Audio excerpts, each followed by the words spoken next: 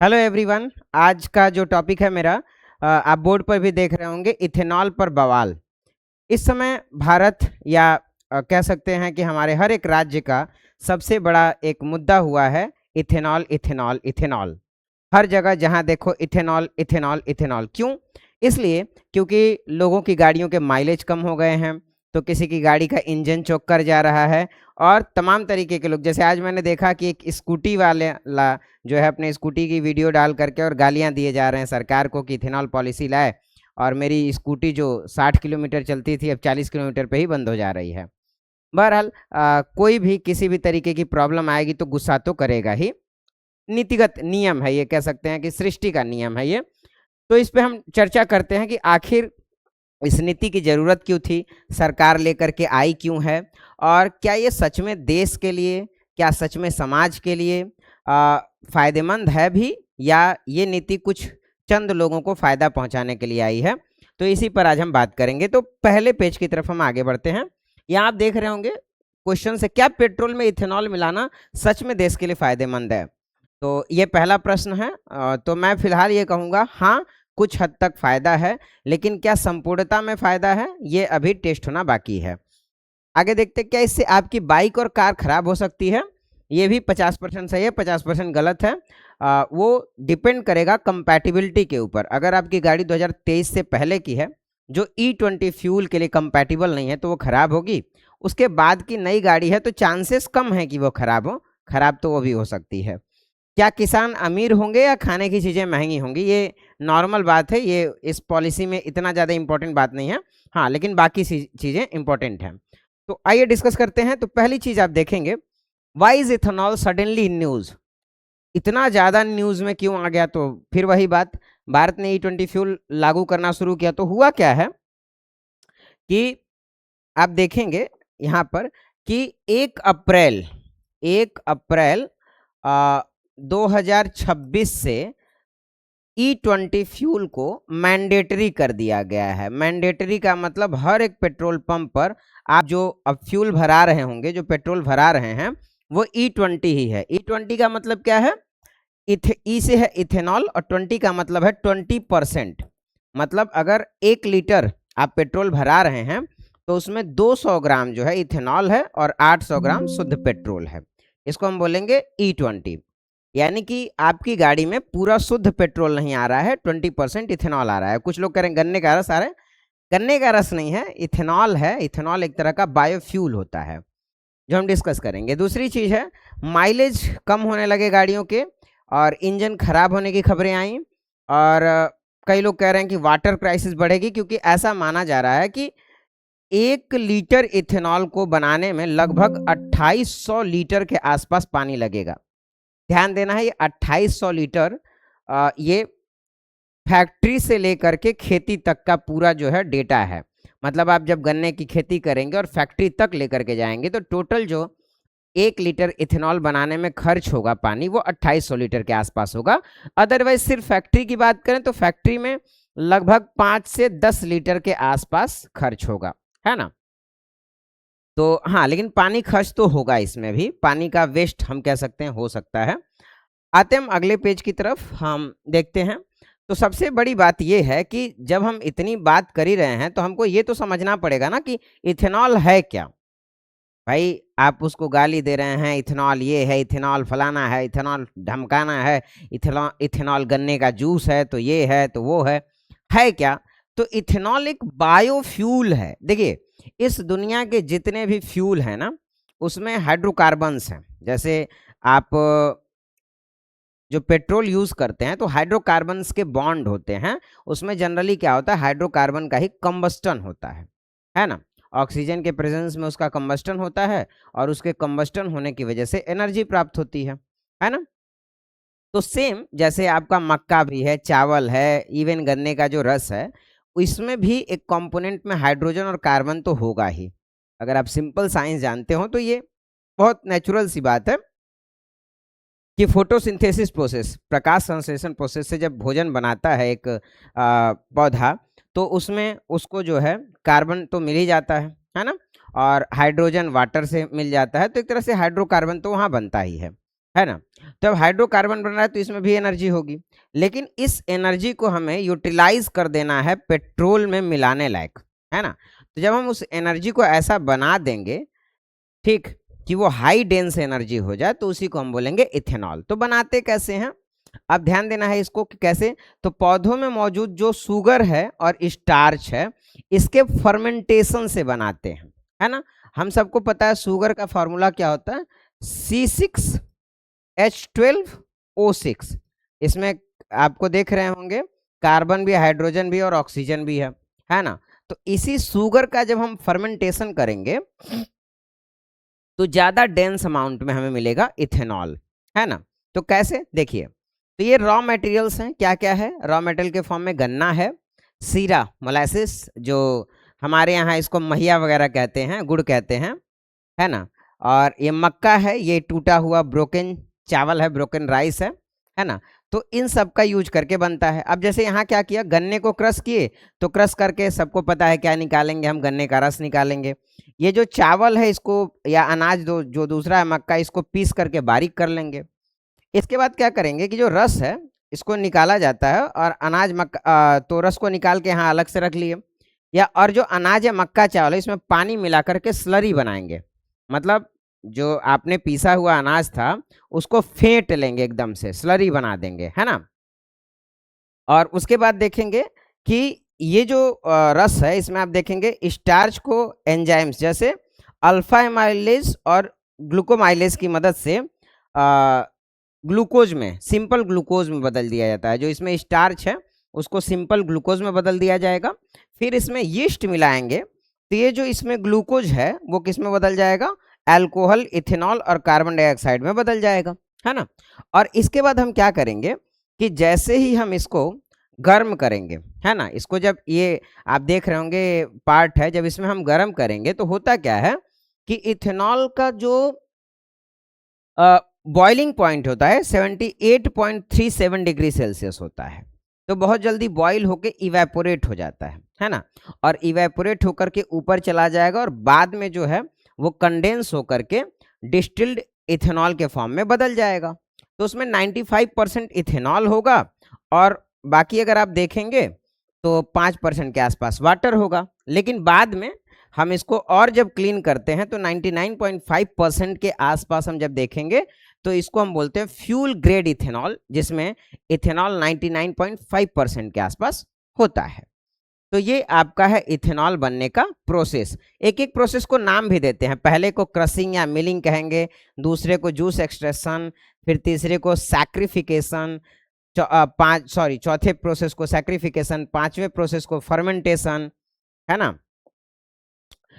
इसके बाद हम देखेंगे अगर तो डिस्टिलेशन, 1 सेकेंड, ये कीड़ा आ गया। इसके बाद आप देखेंगे डिस्टिलेशन है और फिर डिहाइड्रेशन है।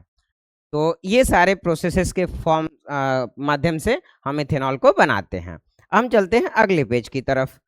अब आप देखिए भारत को आखिर इथेनॉल की जरूरत ही क्यों पड़ी, है ना। क्या सामान्य पेट्रोल से हमारा काम नहीं चल रहा था क्या, कि हमें इथेनॉल बनाना ही था। भाई नॉर्मल पेट्रोल से भी तो काम चल ही रहा था, तो इथेनॉल बनाने की आखिर जरूरत क्यों पड़ी। तो देखिए है क्या कि देखिए महंगा इंपोर्ट, ये बंदा लिखा है। देखिए पहली चीज ये है कि भारत को एनर्जी की जरूरत है। हमारे यहाँ भारी मात्रा में गाड़ियाँ चलती हैं, है ना, ट्रक वगैरह चल रहे हैं, जो व्हीकल्स चल रहे हैं उनको चाहिए भारी मात्रा में एनर्जी, ठीक है, भारी मात्रा में एनर्जी चाहिए। तो एनर्जी किस फॉर्म में मिलती है, पेट्रोल या डीजल, है ना, पेट्रोल या डीजल। अब पेट्रोल डीजल जिससे बनता है उसको हम बोलते हैं क्रूड ऑयल, है ना। क्रूड ऑयल से और भी बहुत सी चीजें बनती हैं, और भारत में इतना ज्यादा क्रूड ऑयल बनता नहीं है, मिलता नहीं है ना। एक जगह मुंबई हाई है, वहां से प्रोडक्शन ज्यादा होता है, अदरवाइज उतना प्रोडक्शन हो नहीं पाता है। तो अब क्या है कि इसको हमें इंपोर्ट करना पड़ता है, दूसरे देशों से मंगाना पड़ता है ना। और जब हम इनको दूसरे देशों से मंगाएंगे तो हमें क्या करना पड़ेगा, इसके लिए इंपोर्ट बिल देना पड़ेगा। इंपोर्ट बिल देने में क्या होगा, हमारा फॉरेक्स, यानी कि जो हमारा कह सकते हैं कि जो फॉरेक्स रिजर्व है, जो विदेशी मुद्रा भंडार है, उसको हमें पे करना पड़ेगा। तो पहली चीज, तो पेट्रोल को इंपोर्ट करेंगे तो फॉरेक्स रिजर्व हमारा क्या होगा, कम होगा, है कि नहीं। तो हमें क्या करना पड़ेगा, इसका एक ऑप्शन ढूंढना पड़ेगा। जैसे मान लीजिए कि आप किसी महंगे स्कूल में अपने बच्चे को पढ़ा रहे हैं, तो ज़्यादा फीस देनी है, तो आप कोशिश यही करेंगे कि ऐसे स्कूल में पढ़ाएं जहां पर उसको थोड़ी फीस कम देनी पड़े, है ना। तो बट नेचुरल सी बात है कि आप जो है ऐसे ऑप्शंस खोजेंगे। तो हम भी यही कर रहे हैं, भारत सरकार भी यही कर रही है कि ऑप्शंस खोज रही है कि जो इंपोर्ट बिल है क्रूड ऑयल को लाने का, उसके लिए हम ऑप्शन तैयार कर सकें, है ना। और उसके लिए सबसे बेस्ट ऑप्शन हमें क्या मिला है, इथेनॉल मिला है, ठीक है। अच्छा, दूसरा कारण क्या है, पर्यावरण प्रदूषण में भारी कमी। आप देख रहे होंगे यहाँ पर घातक एमिशन। तो दूसरी चीज है पर्यावरण प्रदूषण, या हम हिंदी में लिख देते हैं पर्यावरण प्रदूषण, है ना, में भारी कमी, ठीक है। एनवायरमेंटल डिग्रेडेशन में कमी होगी। तो उसमें सबसे बड़ी कमी पता है क्या होगी, किसकी होगी, इसमें सबसे बड़ी कमी होगी कार्बन डाइऑक्साइड कम होगा, है ना, कार्बन डाइऑक्साइड कम रिलीज होगा। अब कार्बन डाइऑक्साइड कम रिलीज होने से क्या फायदा है, तो आपको मैं बता दूं, जो कार्बन डाइऑक्साइड गैस है वो एक ग्रीन हाउस गैस है, ठीक। और ग्रीन हाउस गैसें क्या करती हैं कि जो आने वाला सोलर इंसोलेशन है, ठीक, तो ध्यान दीजिएगा, आने वाले सोलर इंसोलेशन से अर्थ हीट नहीं होती है। जब ये इंसुलेशन वापस जा रही होती हैं, तो हमारे अर्थ के चारों तरफ जो है ये जो ग्रीन हाउस गैसें हैं इनका कवर है, ठीक। और ये क्या करती हैं, जाने वाली इंसुलेशन के हीट को ट्रैप कर लेती हैं और अर्थ का टेम्परेचर बढ़ने लगता है। तो हमारे अर्थ पर जितना कार्बन डाइऑक्साइड का रिजर्व है ना, तो जब हम इन कोयला को जलाएंगे, हम पेट्रोल को जलाएंगे, तो इससे कार्बन डाइऑक्साइड का रिजर्व क्या होगा, बढ़ेगा हमारे एटमॉस्फेयर में, है ना। और जब ये एटमॉस्फेयर में बढ़ेगा तो इसकी वजह से ग्रीन हाउस होगा, एमिशन होगा, यानी कि कार्बन डाइऑक्साइड गैस ज़्यादा आएगी, और कार्बन डाइऑक्साइड गैस ज़्यादा आएगी तो ग्लोबल वार्मिंग होगी, और ग्लोबल वार्मिंग से जब अर्थ का टेम्परेचर बढ़ेगा तो क्लाइमेट चेंज होगा, अनियमित बारिश और तमाम तरीके की चीज़ें होंगी। तो कहीं ना कहीं इसके लिए भी हम पर्यावरण प्रदूषण से निपटने के लिए भी, एनवायरमेंटल डिग्रेडेशन से निपटने के लिए भी इसका यूज करते हैं। अब आप सोच रहे होंगे, आपके मन में एक क्वेश्चन होगा कि अरे भैया, इसकी वजह से ये कार्बन डाइऑक्साइड कैसे कम हो सकता है, इथेनॉल भी तो एक ईंधन ही है, तो इसकी वजह से जो है कि ये कैसे कम होगा। तो भाई देखो, दो कारण है वाई कार्बन डाइऑक्साइड डिक्रीज। तो पहली चीज ये है, आप समझेंगे जब इसको बहुत अच्छे से, तो पहली बात भैया ये है कि ये एक बायोफ्यूल है ना, क्या है ये, बायोफ्यूल है। तो बायोफ्यूल का मतलब कि ये नेचुरल कार्बन साइकिल का भाग होता है, नेचुरल कार्बन साइकिल का भाग होता है। कैसे, अब जैसे मान लीजिए कि यहाँ एक पेड़ है, और गन्ने का पेड़ सपोज, तो गन्ने का पेड़ कैसे खाना बनाएगा अपना, गन्ने का पेड़ खाना बनाने के लिए वही प्रकाश संश्लेषण फोटोसिंथेसिस प्रोसेस का यूज करेगा। तो इसमें एटमॉस्फेरिक कार्बन डाइऑक्साइड को ट्रैप करेगा, है ना, एटमॉस्फेरिक कार्बन डाइऑक्साइड को ट्रैप कर लिया इसने, ठीक है। और जब बाद में इसी गन्ने से जूस जो निकालेंगे, तो उसमें वही एटमॉस्फेरिक कार्बन डाइऑक्साइड और एनर्जी ट्रैप है, ठीक है। और जब इससे बनने वाला इथेनॉल है, उससे जब एमिशन होगा भी, तो वही एमिशन होगा जिसको हमने पहले ट्रैप किया था, तो नेचुरल कार्बन साइकिल का पार्ट बन गया, ठीक है। दूसरी चीज कि जो सामान्य पेट्रोल है, उससे क्या होता है, जो निकलने वाला कार्बन मोनोऑक्साइड है, ठीक, उससे 30 से 50% उत्सर्जन में कमी आ जाती है ना। तो ये भी एक रीजन है। तो इस वजह से हम कोशिश कर रहे हैं कि इथेनॉल का यूज करें, ठीक है। अगला क्या है, तो हमने देखा पर्यावरण प्रदूषण में कमी। थर्ड है boost in agriculture sector, boost in agriculture sector, agriculture sector को बूस्ट मिलेगा। कैसे मिलेगा भाई, जो किसान हैं उनके फसलों का उनको सही दाम तुरंत तुरंत खटखट मिल जाएगा। तो कौन किसान नहीं चाहता है कि मस्त मेरा गन्ना उत्पादन हो, खटाक से वो बिके और अच्छा खासा पैसा मिल जाए। है ना, तो ये भी है। उसके बाद है, हम कह सकते हैं आत्मनिर्भरता और ऊर्जा सुरक्षा। अब इसकी वजह से क्या होगा, हमारा भारत आत्मनिर्भरता की तरफ बढ़ेगा। कैसे आत्मनिर्भरता की तरफ बढ़ेगा भाई, हमारी इंपोर्ट डिपेंडेंसी कम होगी ना, हम खुद ही एनर्जी बना रहे हैं। हम इथेनॉल जब बना रहे हैं तो पेट्रोल पर हमारी डिपेंडेंसी क्या हो रही है, कम हो रही है। और जब पेट्रोल पर हमारी डिपेंडेंसी कम हो रही है तो हम कहाँ बढ़ रहे हैं, आत्मनिर्भरता की तरफ बढ़ रहे हैं। ठीक है, चलिए हम अगले पेज की तरफ चलते हैं। इथेनॉल ब्लेंडिंग प्रोग्राम की हिस्ट्री को हम थोड़ा समझेंगे कि इथेनॉल ब्लेंडिंग प्रोग्राम आखिर कब से शुरू है। चर्चा में तो अभी आया है ना, क्योंकि इसके देखिए एक चीज हमेशा हमें समझना पड़ेगा कि जब तक हमें व्यक्तिगत रूप से दिक्कत नहीं होगी, किसी भी व्यक्ति को जब तक पर्सनल दिक्कत नहीं होगी ना, तो वो कभी भी कोई आवाज नहीं उठाएगा। जब आपको व्यक्तिगत दिक्कत होगी तो आपको किसी भी सरकार से भी समस्या होगी, किसी दूसरे व्यक्ति से भी समस्या होगी। हर एक आदमी का ये नेचर है। हो सकता है कि आपको जब तक पर्सनल दिक्कत ना हो तो आपको कोई सरकार बड़ी अच्छी लगती रही होगी, चाहे कोई व्यक्ति बड़ा अच्छा लगता रहा होगा, लेकिन व्यक्तिगत दिक्कत जब आप उससे वजह से आपको होने लगेगी तो आपको लगे अरे यार बड़ा बदतमीज आदमी है, परेशान कर रहा मुझे, है ना। तो आप क्वेश्चन पूछेंगे जब पर्सनल प्रॉब्लम होगी तो, और हो भी यही रहा है। आप देखिए इसकी शुरुआत अगर आप देखेंगे तो होती है 2001 से। ध्यान देना है 2001 से का मतलब ये बिल्कुल नहीं है कि 2001 में E20 फ्यूल लाने की कोशिश की गई थी। हमने प्रयास करना स्टार्ट किया था, तो हमने 2001 में एक पायलट प्रोजेक्ट लाया। ठीक है, पायलट प्रोजेक्ट। अब ये पायलट प्रोजेक्ट का मतलब बिल्कुल नहीं है कि कोई पायलट आ जाएगा। ठीक, इसमें होता क्या है कि छोटे से एरिया को टारगेट किया जाता है और वहां इस काम को करके ये देखा जाता है कि क्या ये सक्सेसफुल हो रहा है।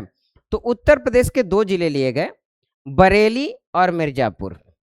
उत्तर प्रदेश के 2 जिले, बरेली को लिया गया और मिर्जापुर को लिया गया।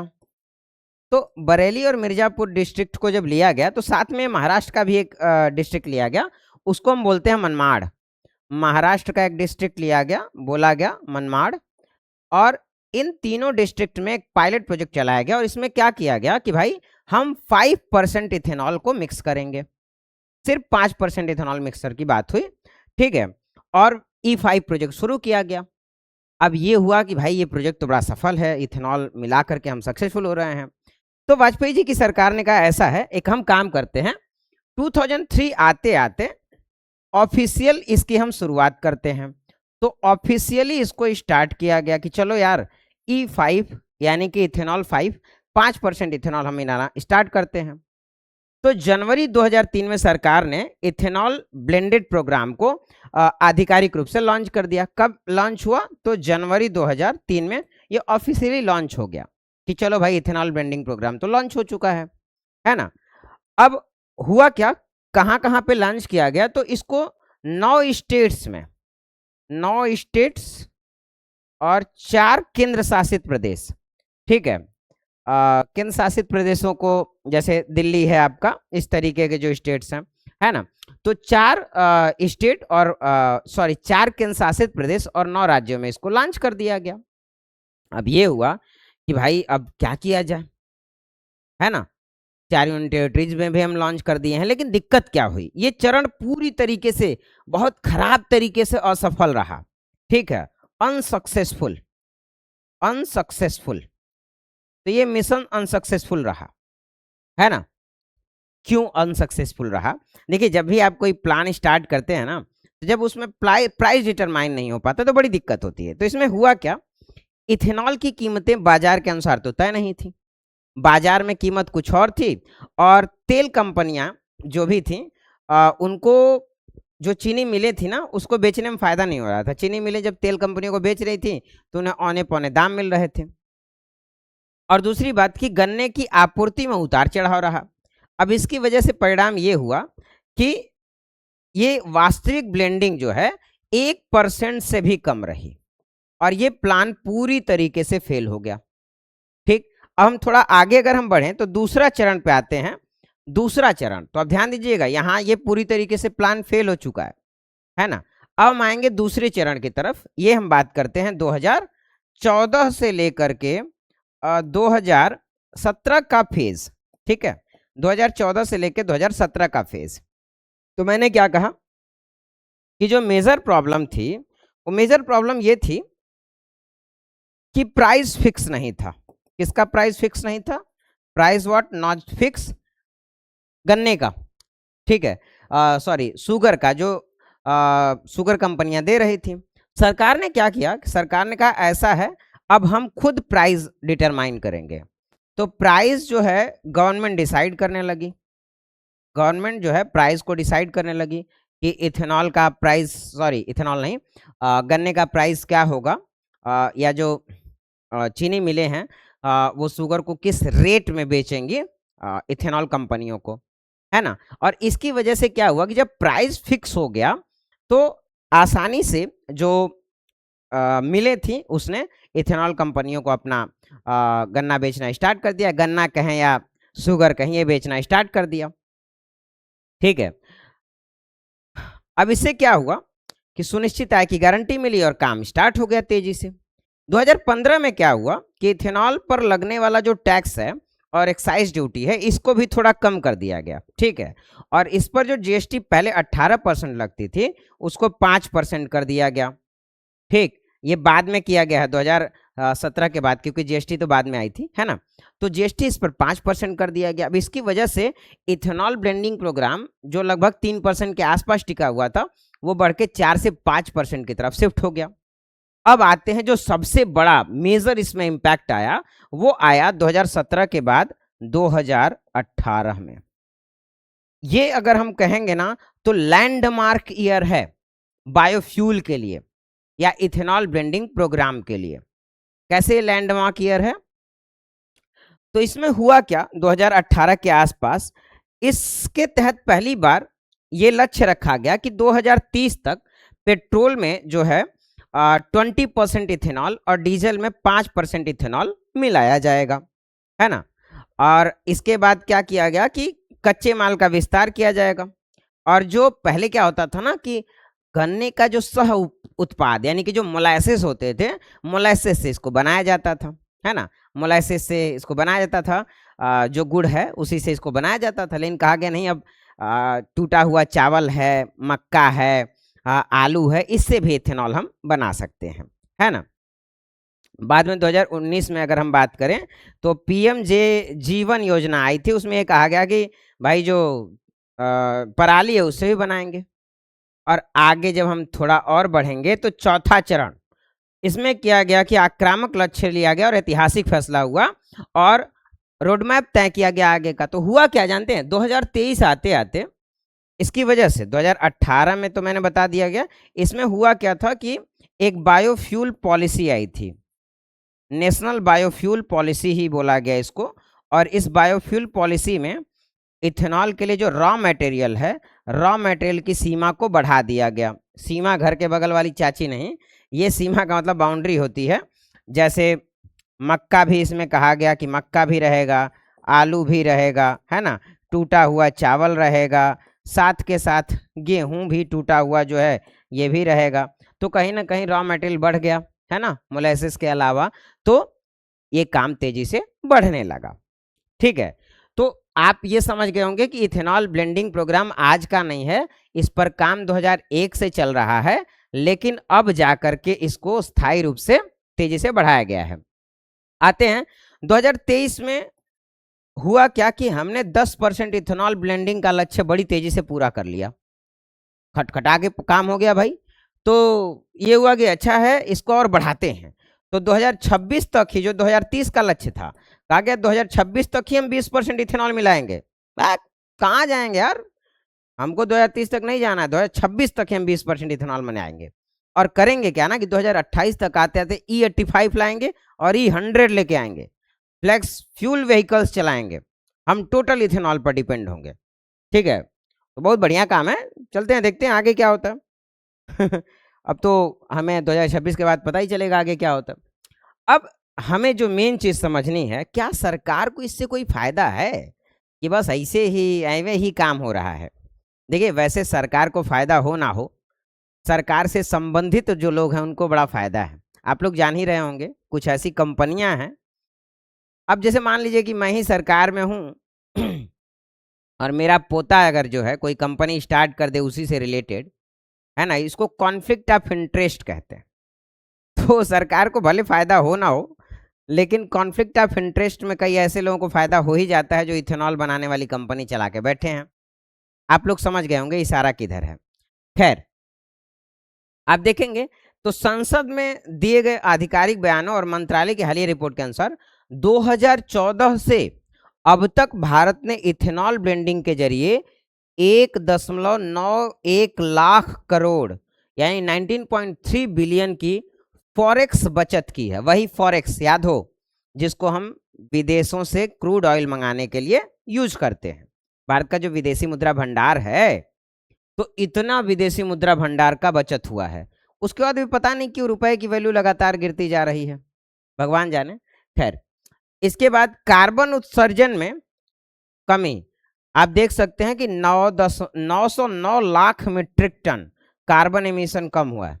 उसके बाद भी भारत में अभी जो गर्मी का दिन था मई जून में, टॉप जो 20 सबसे गर्म शहर थे वो भारत में ही थे। कार्बन एमिशन बहुत कम हुआ है, लेकिन उसके बाद भी पता नहीं कैसे यार, मतलब डाटा तो ये कह रहा है कि कार्बन एमिशन कम हुआ है, और पता है कितना कार्बन एमिशन कम हुआ है? लगभग, शायद मैं एग्जैक्ट अगर समझ पाऊँ तो 30 लाख या 30,000 पेड़ जितना कार्बन कैप्चर करते उतना जो है कार्बन एमिशन कम हुआ है। अब इसके बाद देखेंगे तो इस योजना के तहत देश के किसानों को ऊर्जा दाता बनाते हुए 1.58 लाख करोड़ की सीधी कमाई हुई है। तो ये हो सकता है कि किसानों ने जो गन्ना उगाया था उनके गन्ने का सही प्राइस मिला और इतना पैसा किसानों को डायरेक्ट उनके खाते में मिला, क्योंकि बहुत ही अच्छे तरीके से उन्होंने गन्ने को आसानी से बेच लिया और उस गन्ने का इथेनॉल बन गया। अब आते हैं अगले पेज की तरफ। ठीक है,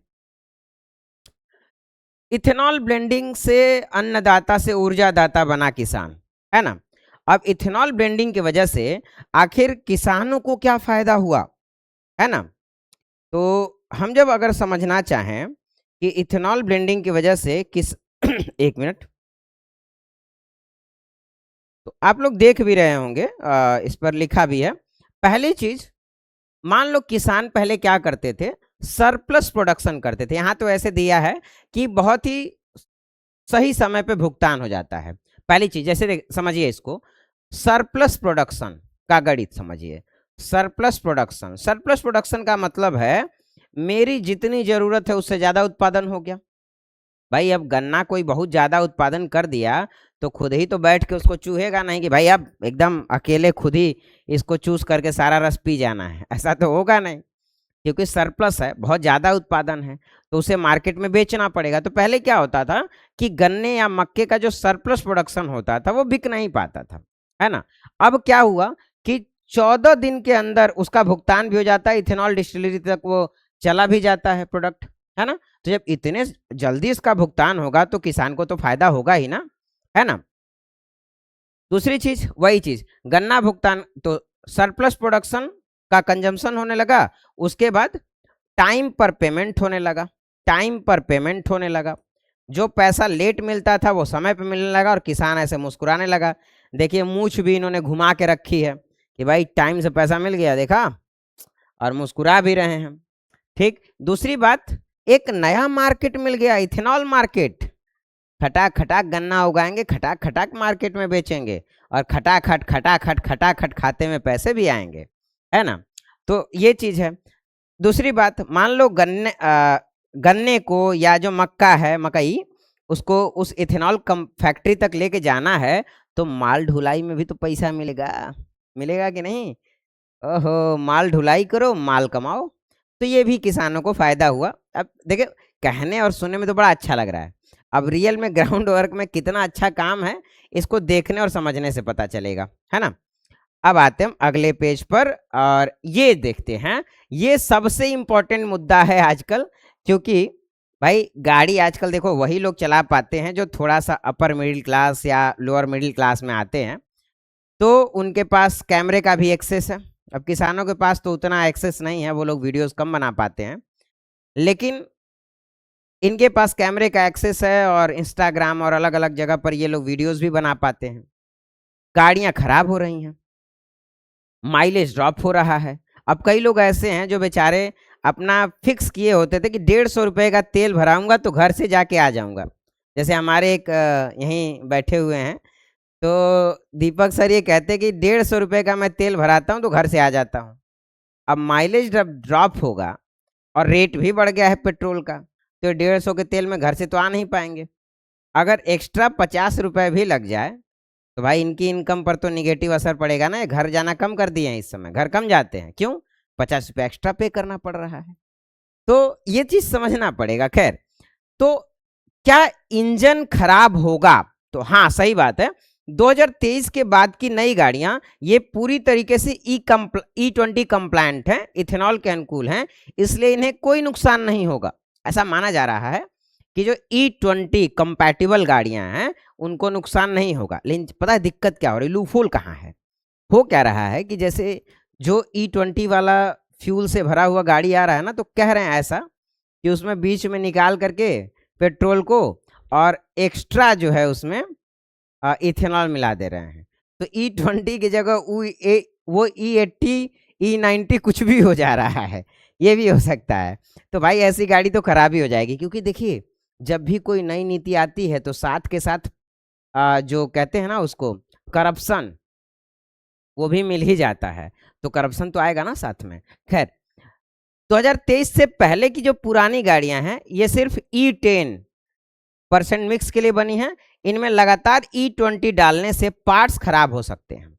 ये सच बात है, साइंटिफिक है कि अगर वो गाड़ी 2023 से पहले की है तो अगर आप उसमें E20 फ्यूल डालेंगे तो उस गाड़ी के पार्ट्स खराब होंगे। दैट इज फैक्ट, इससे कोई भी निगलेक्ट नहीं कर सकता है, ये फैक्ट है। इसके बाद संक्षारण जंग, कोरोजन और रस्टिंग। असल में है क्या कि इथेनॉल एक कोरोजिव होता है, इसकी वजह से बहुत ज़्यादा जंग लगती है। ठीक, और अगर जंग लगेगी तो जो पुरानी गाड़ियां हैं तो इनका एल्यूमिनियम का फ्यूल टैंक है, इसमें जो लोहे के पार्ट्स हैं, रबर की पाइप गैस्केट को धीरे धीरे गला या सड़ा सकता है। जब ये सड़ जाएगा तो भाई गाड़ी तो का इंजन तो खराब होगा ही होगा, नेचुरल सी बात है। इसके बाद देखेंगे तो ये जो इथेनॉल है ना, ये नमी को सोखता है, यानी कि वाटर बड़ी तेजी से एब्जॉर्ब करता है। तो वाटर एब्जॉर्प्शन होने की वजह से टंकी में पानी भर जाएगा। तो अब होगा क्या कि इथेनॉल हाइग्रोस्कोपिक होता है, यानी हवा से पानी को बहुत जल्दी सोख लेता है ना। तो जब पानी को सोख लेगा, मान लो अब गाड़ी आपकी कई दिनों तक एक ही जगह पर खड़ी हो गई, तो टैंक में पानी और पेट्रोल अलग अलग सेपरेटेड हो जाएंगे। पता चला कि नीचे पानी हो गया, पेट्रोल ऊपर हो गया। अब होगा क्या, इसको हम बोलते हैं फेज सेपरेशन। इससे इंजन स्टार्ट होने में दिक्कत आती है। इंजन स्टार्ट होने में तो दिक्कत आएगी ही आएगी, जहां से जो फ्यूल टैंक है अगर वहां पानी घुस जाएगा तो आपका फ्यूल टैंक भी खराब हो जाएगा, है ना। माइलेज पर असर, इंपैक्ट ऑन माइलेज। इथेनॉल की जो एनर्जी डेंसिटी है वो शुद्ध पेट्रोल से कम होती है, ठीक है। और इसी वजह से E20 ईंधन पर गाड़ियों के माइलेज में 6 से 7% की कमी आई है। इससे ज़्यादा भी कमी आ सकती है माइलेज में, ठीक है। वो आपकी गाड़ी की मतलब गाड़ी पर डिपेंड करता है कि वो कितना माइलेज में ड्रॉप आउट होगा। ये 6 से 7% एक एवरेज डाटा है, इससे ज़्यादा ड्रॉप आउट हो सकता है ना। इसके पीछे रीज़न है क्योंकि अगर बेहतर इथेनॉल बन के आया होगा फैक्ट्री से और बेहतर इथेनॉल ब्लेंडिंग हुई होगी तो ठीक है। मान लो ऐसे इथेनॉल की ब्लेंडिंग हुई जिसकी एनर्जी डेंसिटी और भी कम है ना, तो इससे और ज़्यादा दिक्कत होगी। फिलहाल आप इतना समझिए, एक गणित होता है उसको हम बोलते हैं कैलोरीफिक वैल्यू का गणित। तो जिस भी फ्यूल की कैलोरीफिक वैल्यू हाई होगी तो उससे जो है मिलने वाली एनर्जी ज़्यादा होगी, और जिस भी फ्यूल की कैलोरीफिक वैल्यू कम होगी तो उससे मिलने वाली एनर्जी भी कम होगी, है ना। कैलोरीफिक वैल्यू क्या है? तो 1 ग्राम ईंधन को जलाने से जो मिलने वाली ऊर्जा है उसको हम कैलोरीफिक वैल्यू बोलते हैं। तो इथेनॉल की कैलोरीफिक वैल्यू पेट्रोल के पर्सपेक्टिव में बहुत कम है ना। तो ये चीज़ है। खैर, हम जरा बढ़ते हैं आगे।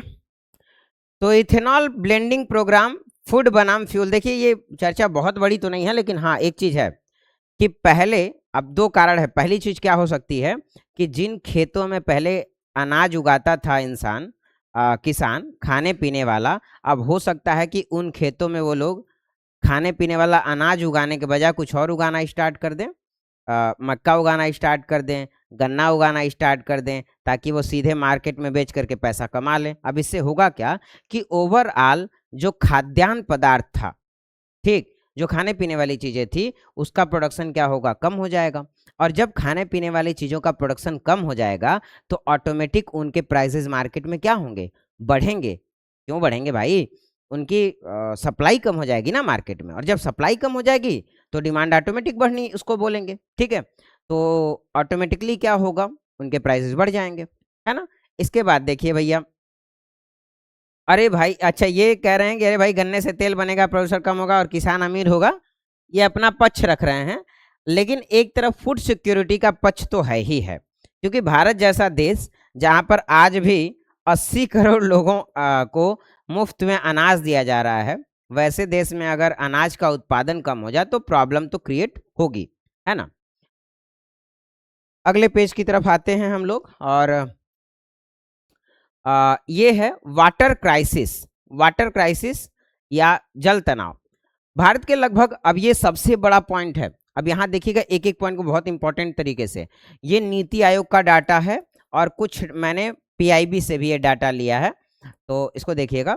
जल तनाव, वाटर स्ट्रेस, भारत के लगभग 60 करोड़ यानी कि 600 मिलियन लोग गंभीर से अत्यधिक जल तनाव का सामना कर रहे हैं। पानी है ही नहीं लोगों के पास, जैसे मध्य प्रदेश हो गया, राजस्थान हो गया, सेंट्रल इंडिया के कई सारे ऐसे पार्ट हैं जहां पर पानी पीने वाला है ही नहीं, ठीक। वाटर स्ट्रेस का सामना कर रहे हैं लोग। आने वाले दिनों में पंजाब और हरियाणा जैसे जो स्टेट हैं वहां पर हो सकता है ग्राउंड वाटर और ज्यादा डिप्लीट हो जाए, ग्राउंड वाटर का डिप्लीशन इतना ज्यादा हो जाए कि पानी वहां मिलना मुश्किल हो जाए, है ना। इसके बाद आप देखेंगे जल गुणवत्ता, वाटर क्वालिटी, तो एक सूचकांक आता है, एक इंडेक्स आता है, इसको हम बोलते हैं वाटर क्वालिटी इंडेक्स। इसमें भारत 122 देशों में 120वें नंबर पर है। इसमें हम कह सकते हैं हम नीचे से दूसरे स्थान पर हैं। एक होता है ऊपर से पहले दूसरा स्थान, हम नीचे से दूसरे स्थान पर हैं यहाँ वाटर क्वालिटी इंडेक्स में। यानी कि भारत का जो पानी का स्तर है वो बहुत गंदा है जो लोग पीते हैं, है ना। तो ये भी एक है चीज, यानी कि देश का लगभग 70% पानी प्रदूषित है, कंटामिनेटेड है। और मैं इसका एग्जांपल बताता हूँ, गांव में जो पानी आप नल का पीते हैं ना, अगर आप वहाँ टीडीएस पता करेंगे, टीडीएस इसको हम बोलते हैं टोटल डिजॉल्व सॉल्वेंट, तो इसकी एक लिमिट होती है 150 के भीतर होना चाहिए। ये उस लिमिट को कहीं ना कहीं बहुत ज़्यादा पार कर गया है। रीज़न है कि आसपास के आप खेतों में तमाम तरीके के फर्टिलाइजर्स जो यूज कर रहे हैं वो रिस्क करके नीचे की तरफ पानी में जा रहा है, और उस पानी को जा करके वो कंटामिनेटेड तो करेगा ही ना। अब आगे देखिए, सुरक्षित और साफ पानी न मिल पाने के कारण देश में हर साल लगभग 2 लाख लोगों की मौत होती है। 2 लाख लोगों की डेथ हो जाती है पानी की कमी से, है ना। और ऐसे देश में अगर हम 2800 लीटर पानी 1 लीटर इथेनॉल बनाने के लिए यूज कर रहे हैं, तो कहीं ना कहीं इन लोगों की मौत का कारण हम डबल कर रहे हैं, दोगुना कर रहे हैं। इसके बाद एक अनुमान है ऐसा कि 2030 तक भारत में पानी की मांग उपलब्ध आपूर्ति से दोगुनी हो जाएगी, यानी कि जितना सप्लाई है उससे दोगुनी हमारी मांग हो जाएगी पानी की, है ना। और जब इतनी ज़्यादा मांग हो जाएगी पानी की तो प्रॉब्लम तो है ना बाबा, ठीक है। आगे आते हैं हम नेक्स्ट पेज पर, और ये इंपॉर्टेंट है, नीतिगत लूपहोल्स और चुनौतियां। तो देखिए पहला लूपहोल इसमें क्या है, लोग बोल भी रहे हैं, क्रोनिक कैपिटलिज्म। क्रोनिक कैपिटलिज्म, ऐसा लोग कह रहे हैं कि अपने भाई भतीजा को बढ़ावा देने के लिए इस तरीके के प्लान को लाया गया है। उनकी कंपनियों का तेजी से ग्रोथ हो रहा है और आम आदमी को भुगतना पड़ रहा है, जो कि कुछ हद तक सही भी लग रहा है। जब आप इसको डेटा उठा के देखेंगे तो सही बात है। तो पहला एक नीतिगत लूपहोल है कि कुछ खास लोगों को इसका फायदा हो रहा है, जो कि फैक्ट है। क्रोनिक कैपिटलिज्म का मतलब यही है कि चंद लोगों को ही हम कुछ खास कामों में इन्वॉल्व करें और उन्हीं लोगों को उसका फायदा हो, है ना। दूसरी चीज हम देखेंगे कि if you are giving mandatory, मतलब आप अगर आप इसको मैंडेटरी कर रहे हैं कि E20 पेट्रोल लेना है, तो ये गलत बात है, क्योंकि एक लोकतंत्र में, एक स्वस्थ लोकतंत्र में हमारे पास ऑप्शंस होते हैं। तो आप क्या करिए कि E20 भी एक तरफ रखिए, दूसरी तरफ E100 भी रखिए। जिसको जो लेने का मन कर रहा है वो पेट्रोल यूज करे। मुझे अगर E20 भराने का मन करा है तो मैं E20 भराऊंगा, E100 भराने का मन करा है तो E100 भराऊंगा। दूसरी बात कि अगर आपने E100 नहीं, सॉरी, मतलब 100% पेट्रोल जिसको कहेंगे, मुझे अगर 100% पेट्रोल भराना है तो मैं 100% पेट्रोल भराऊंगा, है ना। और अगर 20% इथेनॉल भराना है तो 20% इथेनॉल वाला भराऊंगा, है ना। तो ये भी चीज है, हमें ऑप्शंस मिलना चाहिए, जो कि नहीं मिल रहा है। तीसरी बात, जो सबसे इंपॉर्टेंट बात है, कि अगर आप कह रहे हैं कि इसकी वजह से पॉल्यूशन कम हुआ है, ठीक, ग्रीन हाउस एमिशन कम हुआ है, तो जो वाटर स्कार्सिटी है, एक्सेप्ट करना पड़ेगा इस फैक्ट को, और हमें ये देखना पड़ेगा कि हम कैसी ऐसी फसलें लगा सकते हैं जिसमें कम पानी का यूज हो और इथेनॉल ब्लेंडिंग प्रोग्राम को आगे बढ़ाया जाए, है ना। तो ये कुछ नीतिगत लूपहोल्स हैं। तीसरी बात के बाद चौथी बात, कि अगर लोगों की गाड़ियों का माइलेज ड्रॉप आउट हो रहा है, और आजकल क्या हो गया कि क्रूड का दाम अभी कम हो गया है, क्रूड का मतलब वही जो कच्चा तेल है उसका दाम कम हो गया है, तो आखिर ऐसा क्या अब तक रीजन है कि पेट्रोल के दाम कम नहीं हुए? दो कारण। पहली बात यह कि आप पेट्रोल को अब शुद्ध नहीं दे रहे हैं, इथेनॉल मिला के दे रहे हैं। दूसरी बात कि क्रूड के दाम भी तो कम हो गए, तो क्या कारण है कि अब तक पेट्रोल के रेट मार्केट में कम नहीं हो रहे हैं? ये भी एक नीतिगत प्रॉब्लम है। माइलेज तो कम हुआ, पेट्रोल का दाम भी बढ़ गया, तो ओवरऑल आप जब देखेंगे तो आपको ज्यादा पैसा खर्च करना पड़ रहा है पेट्रोल के लिए, है ना। तो ये प्रॉब्लम्स कुछ हैं। हो सकता है कि 1000 अच्छाइयां हो इसकी, लेकिन इन कहीं ना कहीं प्रॉब्लम्स को दूर तो करना ही पड़ेगा, है ना। नीति बनाने का एक सिंपल रूल होता है, आइडेंटिफाई द प्रॉब्लम। सबसे पहले प्रॉब्लम को आइडेंटिफाई करिए, उसके बाद उसके अकॉर्डिंग जो है आप प्लान करिए, सर्वे करने के बाद प्लान करिए, फिर उस नीति को इम्प्लीमेंट करिए, है ना। और जो गलतियां हैं उसको स्वीकार करिए और फिर उसको बेहतर करने का काम करिए। ठीक है, तो आज का ये वीडियो इतना ही। अगर अब तक आप देख चुके हो तो मान लूंगा कि आप बहुत बेहतर व्यक्ति हैं, है ना। और अगर नहीं देख पाए हैं तो भी बहुत अच्छा। बाकी thank you everyone, have a good day.